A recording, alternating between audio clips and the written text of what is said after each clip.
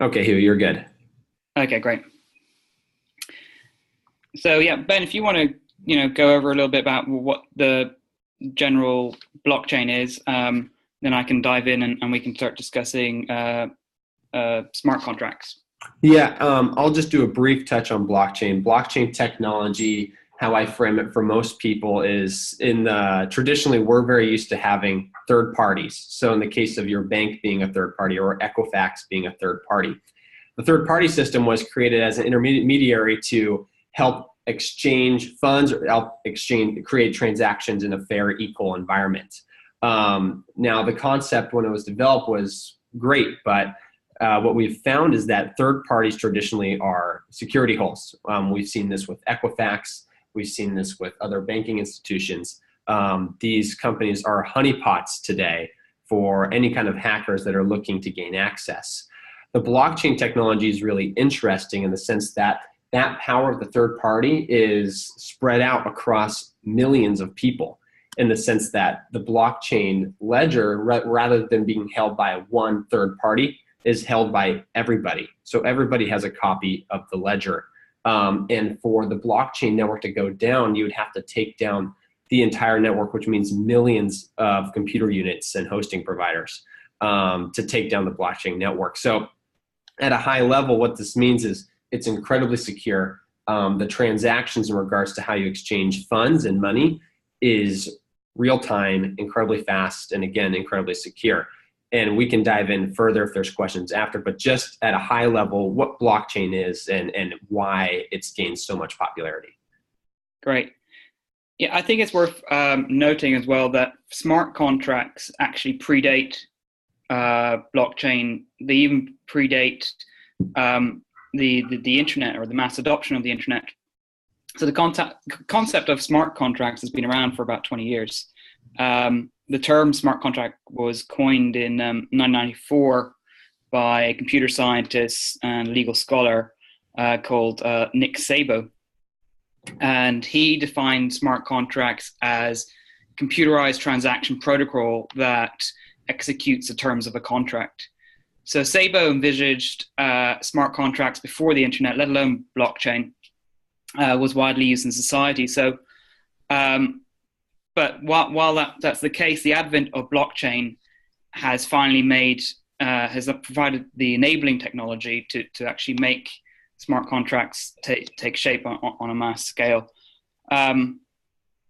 So the idea is that the contractual terms that are related to the property or service that are the subject of a smart contract are actually inextricably linked to that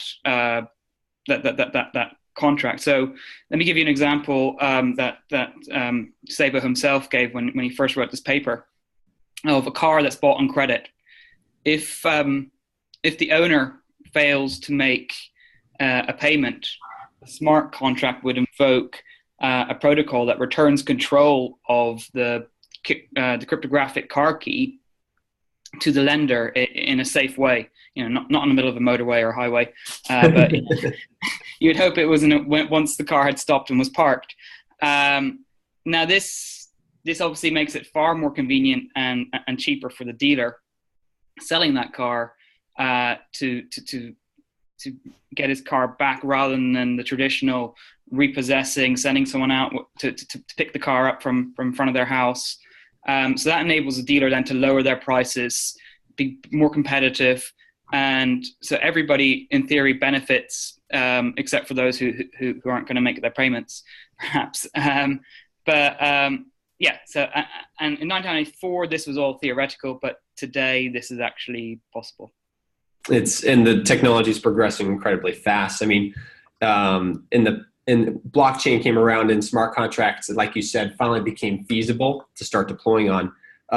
In the past, it's taken developers to actually build out smart contracts for companies, and today it's become more of a self-serve model where you can even drag and drop some of the work that these startup companies are doing. I'm quoting you directly from your report, Hugh. You said that smart contract technology today is very similar to how computing was in the 1970s. Can you talk a little bit about that parallel and the similarities that you're seeing? Yeah, it's very similar to how computing was in the 70s or 80s, early 90s, when it was very difficult to write computer code. There weren't many tools for programmers. The majority of operating systems were not yet available. There weren't templates for code. I mean, I remember when I was a kid, I used to wait with bated breath for a magazine to come in every month by post, and I would copy out the programming code to make my own basic computer games on what was then an Amstrad computer, which I thought was like cutting edge technology. Now today, a 5-year-old, indeed my own 5-year-old son, can do this easily just through, as you were saying, click and drag and click and drop. Accessible user interfaces that are designed to teach children programming. Anyone can build a website now in less than an hour with platforms like WordPress. Not that long ago, that would have cost thousands of dollars to get a web developer to do that for you. So my comparison is just that at the stage we're at the moment with smart contracts is where we don't really have an accessible user interface like the equivalent of WordPress, for example, for smart contracts.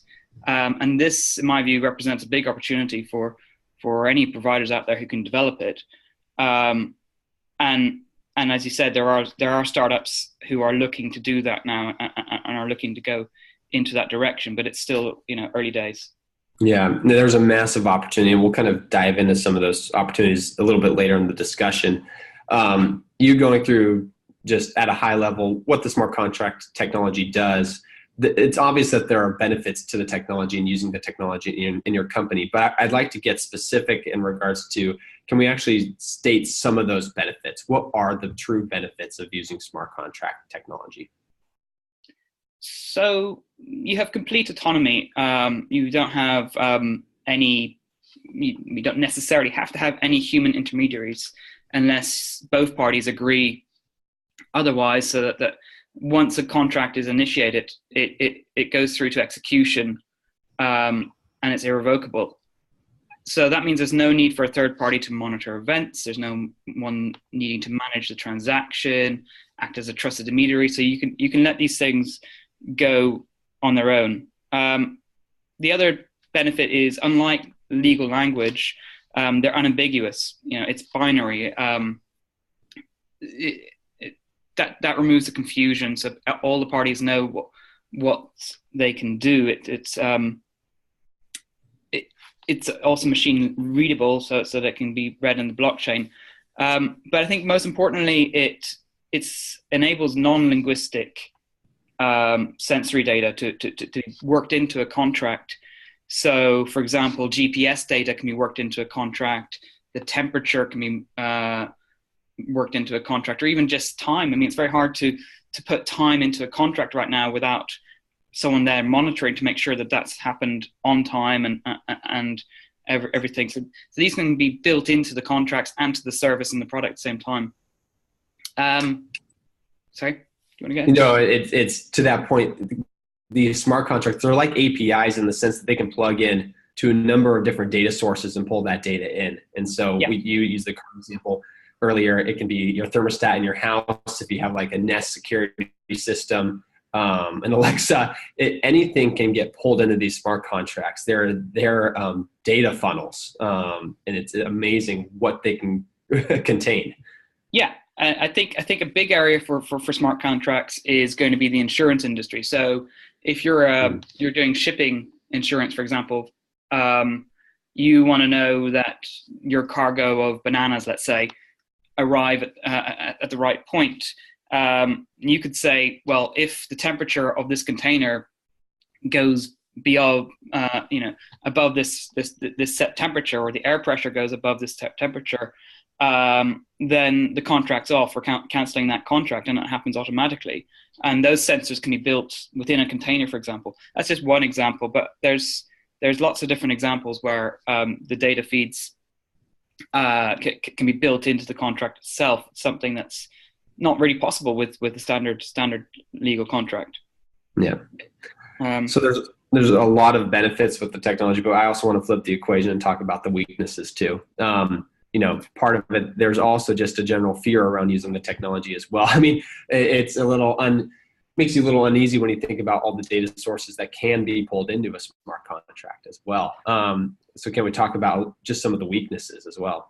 Yeah, I mean, some of the weaknesses, funny enough, are also the benefits. Yeah.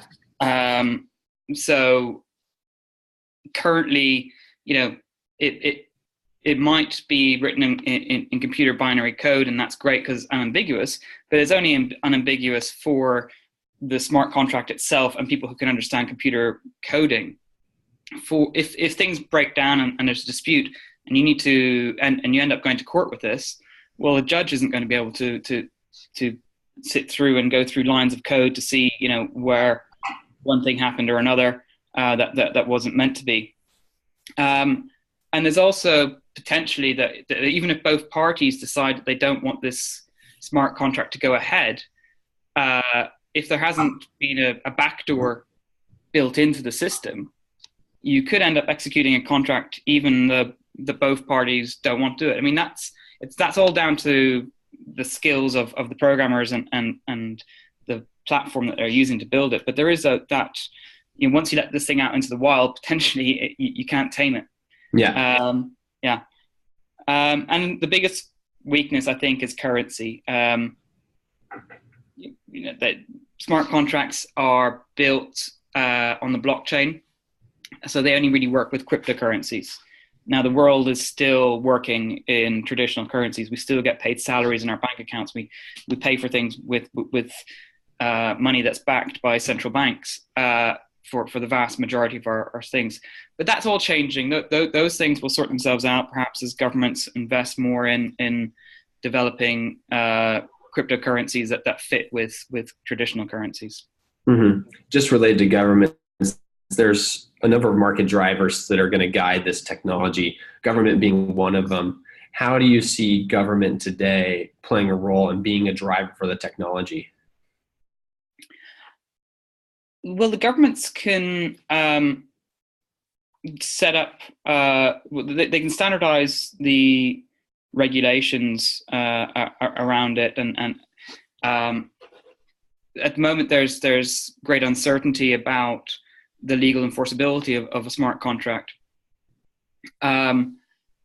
So we're seeing that in countries like Estonia, we're seeing in US states like Delaware and Arizona, that they are introducing legislation now that supports the legal enforceability of smart contracts. So that's a big step.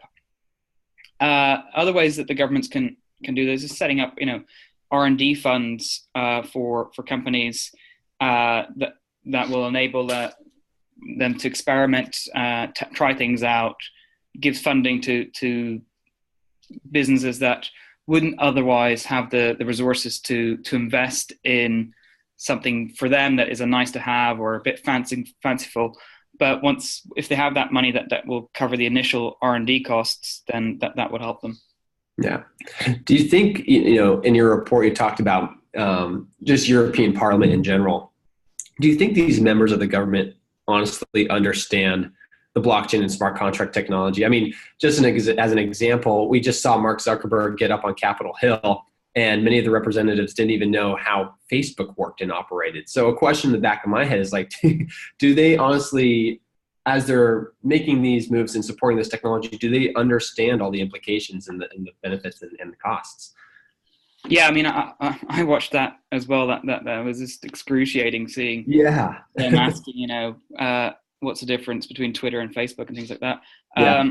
But I think politicians will very quickly see the benefits of smart contracts. They don't need to know how they work. They don't need to know, what's behind them and how the blockchain works. So what we'll see like individual states, as I mentioned, like perhaps Delaware and Arizona. A lot of Eastern European countries seem to be leading the way with smart contracts, Estonia especially.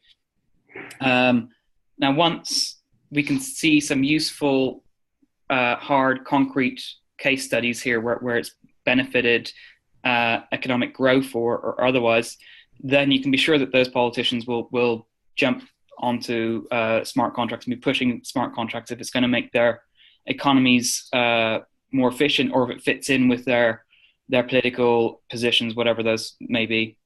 Mm-hmm. Government is just one of many market drivers that we can see pushing this technology forward. What are some of the other market drivers that are creating an impact? I think the Internet of Things, so IoT devices can collect information through sensors, as we were talking about. They can record them on the blockchain and before the smart contracts take hold.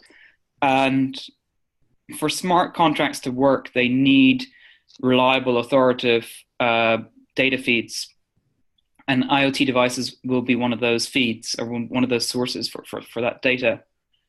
So, for example, we're seeing IoT devices that are like door locks. Mm-hmm. So, if you're renting a house on Airbnb or whatever platform you're using, or you're just renting a house normally, you won't need to see or meet the landlord or their agent. You'll just be able to unlock that door. It's linked to the contract. If you don't pay your rent, the door becomes locked. Now that's got, that obviously raises a few other issues, but but that's just an example of one IoT device. I think we're also going to see smart, electric cars. You're going to have your car without your knowledge, perhaps, talking to a parking space, and the parking space will sell your car electricity while you're at work. So long as, the price that you said that you're willing to pay for electricity, the parking space is willing to sell it at that price, then those sorts of interactions will be based on smart contracts. So I think IoT is going to be a big driver for it.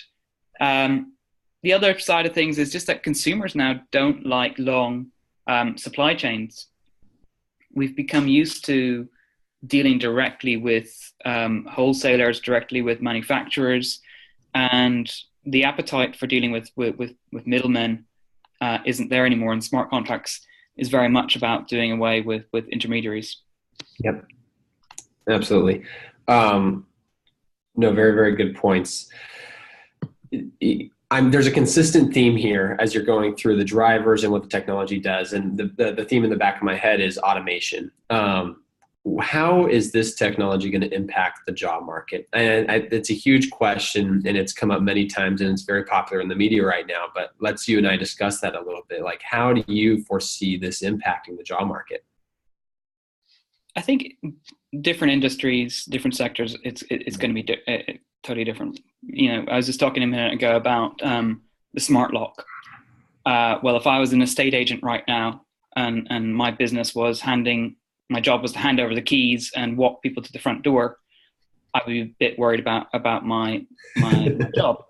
But I think in general, it's going to create more jobs than it threatens to lose, and that's basically because there's a latent demand for a whole ton of services right now, a whole ton of products that are not currently financially viable to deliver, because the maximum price that someone might want to pay for that might be $5.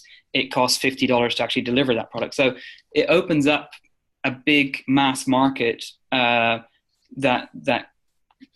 creates convenience that isn't already there. I think if you look at the example of ATMs, when ATMs first came into introduction in the 70s or late 60s and 70s, unions around well, they were first introduced, I think, in London before moving elsewhere. But unions around the world, in Europe and America, were saying, bank tellers were going to lose their jobs, and all the rest of it. But if you look at that period, people still kept their money in cash under their mattresses. A lot of people, they didn't keep money in the bank because they worked 9 to 5 Monday to Friday, and the banks were only open 9 to 5 Monday to Friday.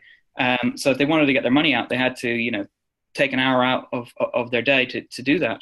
Then ATMs opened up. People got the convenience of getting their cash. They then put their money into the banks. They then started taking out credit cards, mortgages. We had a complex banking system, and banks had a boom.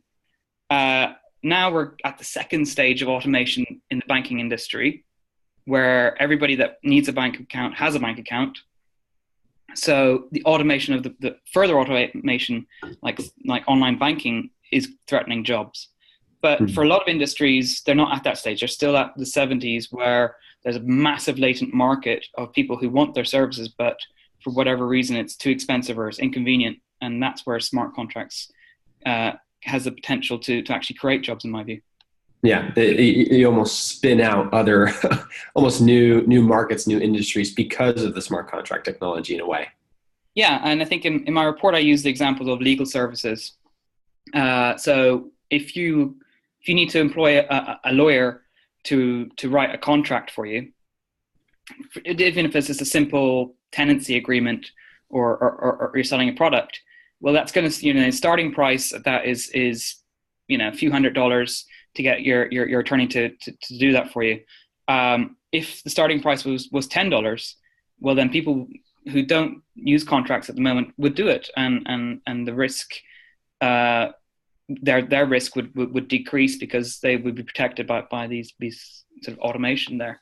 So that's one area where I think in the legal sector it's going to be a big impact. In accountancy, financial services are probably the first ones that are really going to benefit from this.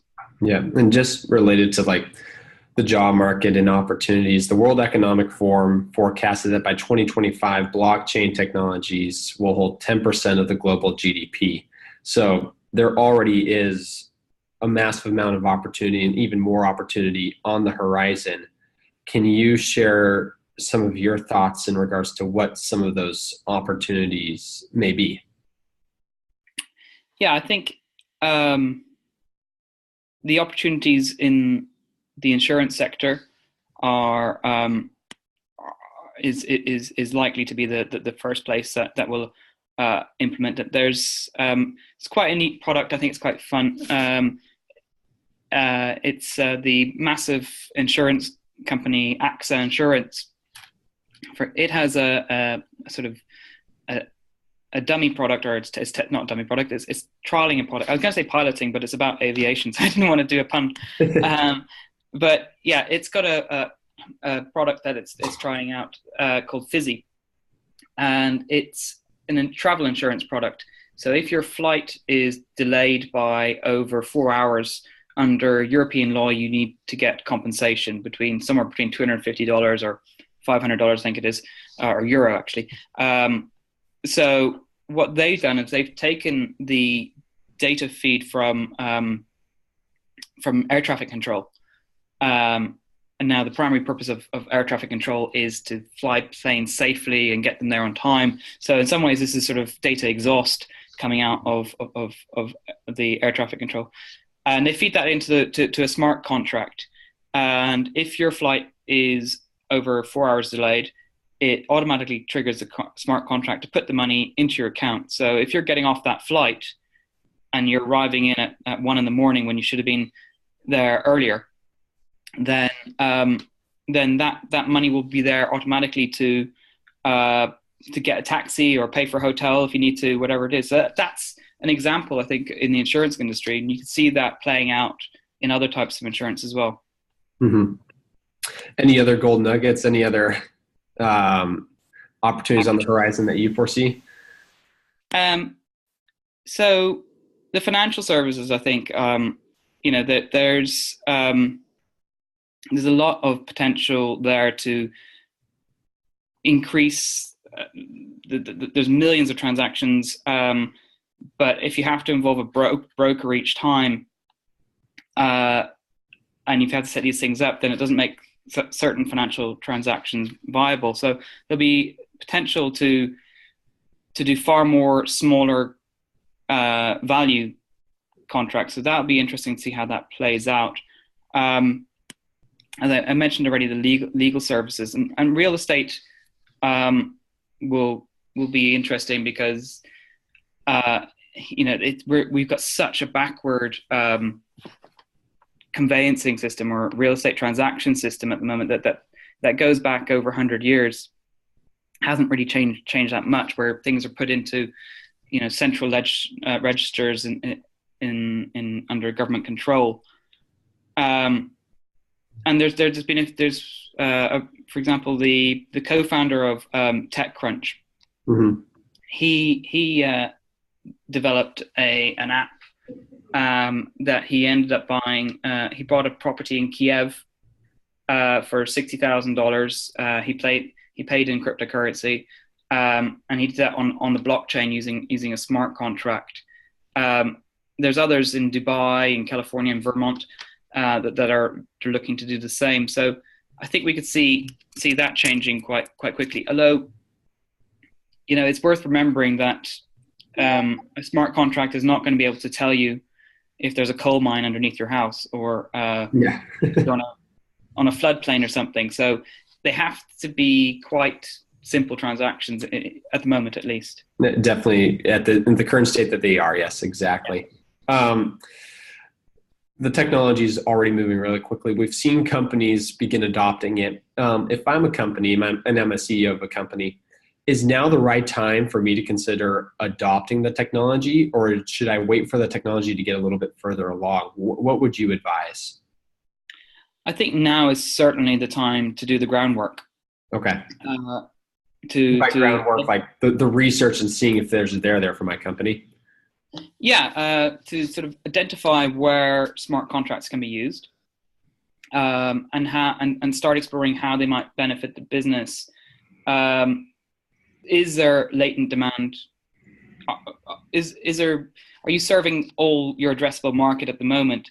Let's say if you dropped your prices by 90%, would you then have a much bigger market for certain products? And are smart contracts a way for you to drop your prices by 90% because you're automating the whole process? You're not having a salesperson pick up the phone, go through the whole process. You're not going through customer services, all those sorts of costs that really bring up the price of a product or a service.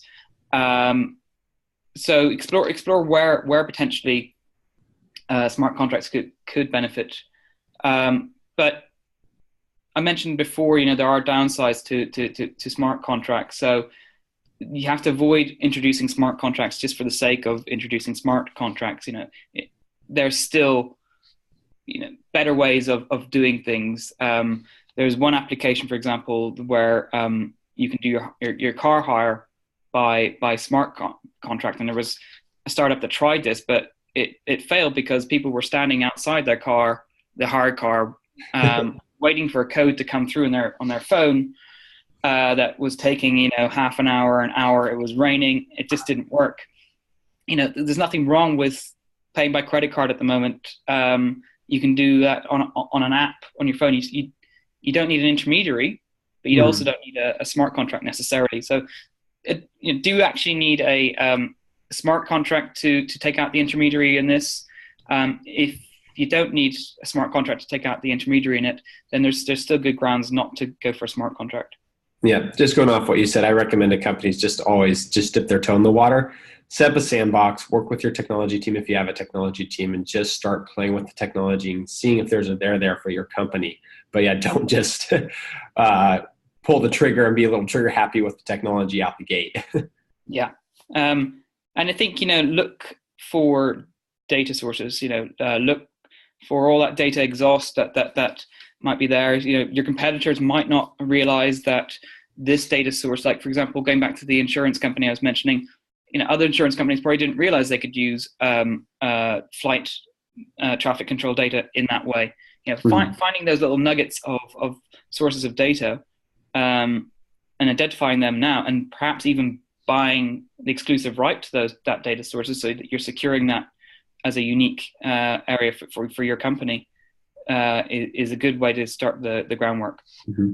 What companies should we be keeping an eye on? Either companies that are setting a really good example for how they are executing on the technology, or companies that are actually building smart contract technology that my company can use? Yeah, that's a good question. So the report I mentioned a few startups that I was looking at. and it's very difficult in this space because there are currently a lot of shady, let's put it politely, All the noise. there's a lot of shady business out there that you know, if I have a white paper that's just full of rubbish. I mean, I was just reading, Ben, we were having a conversation the other day. I was telling you about this white paper I read that contained about 3 pages from Aristotle about the benefits of society or something rubbish. It was almost like a copy and paste job. They have to hit the word count. Yeah, they just wanted to sort of say, we have this 20-page white paper, therefore we are a credible business. Yeah. And because the funding for these, for some of these crypto startups is the initial coin offerings, it's all about creating hype and more hype and getting people on Facebook to sign up to your ICO. They get ridiculous amounts of funding. One of the startups I was looking at, you know, in a day had $26 million in funding, which they didn't keep that in their weird sort of crypto coin. They took that out immediately and transferred it into dollars. So how much confidence do they have in their own coins? So with that caveat, when you're looking at startups in this space, there is a lot of noise and there's a lot of shady characters on it. But there's some particularly good providers as well. I think one is Clause.io, I think it is, and it's a New York startup that is taking IoT devices, the data from IoT devices, web services, and it's plugging that into smart contracts that serve the accountancy, businesses, companies, and others. And that's going to be important because they're going to be the bridge for companies who want to go into smart contracts but perhaps don't know where to start. So those types of developers will, I can see, do very well in the next few years. Yeah, and another one is Chromaway. It's a Swedish startup, and it has startups about transferring assets through smart contracts. So, like I was talking about the real estate market, they're in that real estate market, and they're working with the Swedish Land Registry and other financial institutions to sort of enable the transaction of property and real estate to be done by smart contracts. And I think that's going to be a quite a slow developer, but as they expand in countries and work it out, then they'll reap the awards at the end of that. Consensus is another startup that I've been looking at. It's Brooklyn based in just outside New York, and they were set up by the co-founder of Ethereum, so they've got quite good pedigree behind them. Yeah. And they work with banks, insurance companies to develop smart contracts for those businesses. So they're working with some of the leading banks in the world to develop smart contracts for them. And I can see how that's going to be quite big well, that their agency type model will also be beneficial, a bit like Clause. Yeah.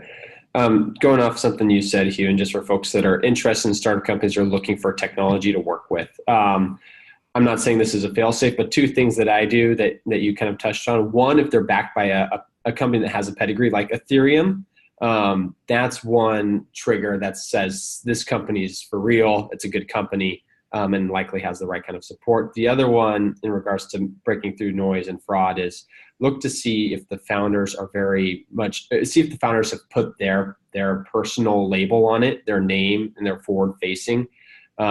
If you can't find the founders, who they are, anything about them, it's likely very shady. When the founder comes out and it's very forward-facing with who they are, what they're trying to accomplish, this is me, and if something goes wrong, like it's on my personal brand, that's helpful. I'm not saying it's fail-safe, but just something to kind of look out for.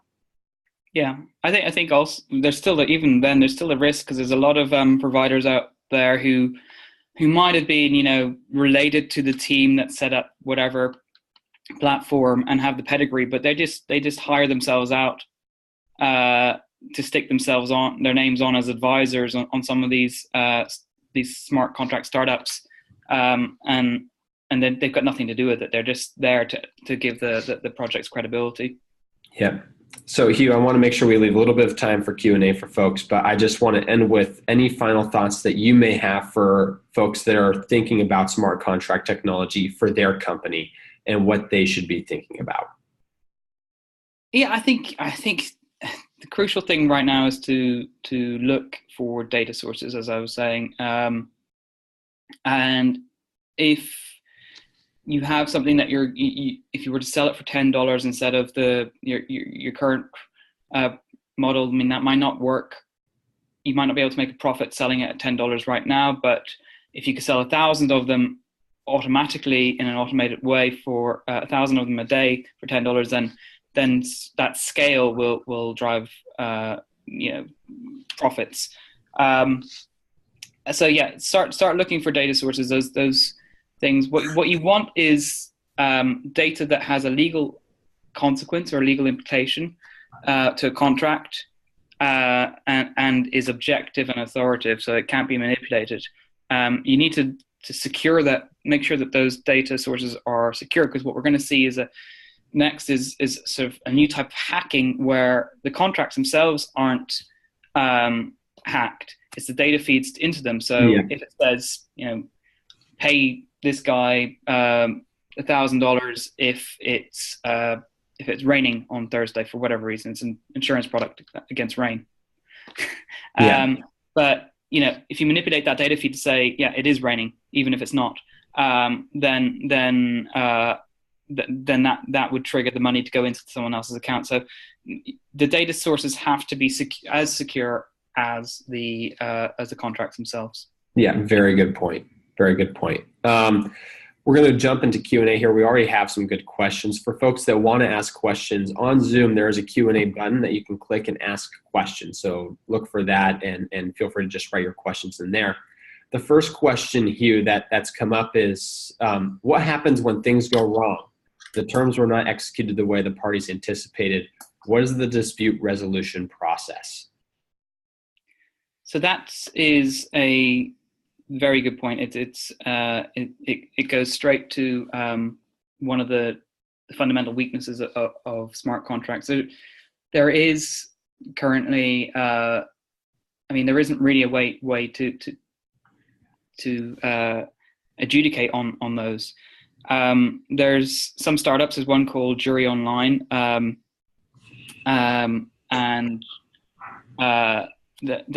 there's other startups out there as well that